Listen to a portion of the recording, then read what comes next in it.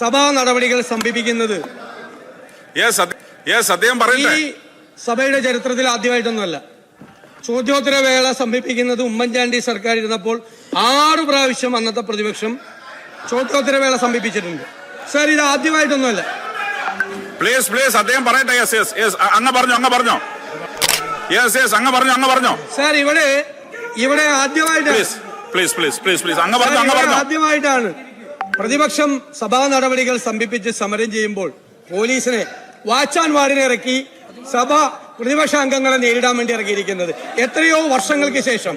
Sir, എന്നിട്ടും ഞങ്ങൾ പ്രകോപനം ഉണ്ടാക്കിയില്ല. ഞങ്ങളുടെ വനിതാ അംഗങ്ങളെ വരെ ഇവര് തള്ളിമാറ്റി. എന്നിട്ടും ഞങ്ങൾ പ്രകോപനം ഉണ്ടാക്കിയില്ല. സർ, മുഖ്യമന്ത്രിയുടെ ഭാഗത്ത് നിന്നാണ് പ്രകോപനം ഉണ്ടായത്.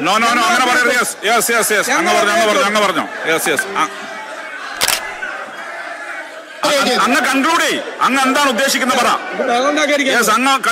ഞങ്ങൾ അദ്ദേഹത്തോട് മാന്യമായിട്ടാണ് പെരുമാറുന്നത്. പക്ഷേ മന്ത്രി മുഹമ്മദ് റിയാസും സാർ സജി ചെറിയാനുമാണ് മന്ത്രിമാരുടെ നേതൃത്വത്തിലാണ് ആദ്യം വെള്ളിലിറങ്ങി ഞങ്ങളെ. നിങ്ങളാണോ തീരുമാനിക്കുന്നത്? നിങ്ങൾ കള്ളം പറയരുത്. നിങ്ങളെ കസേരയിരുന്ന് കള്ളം പറയരുത്.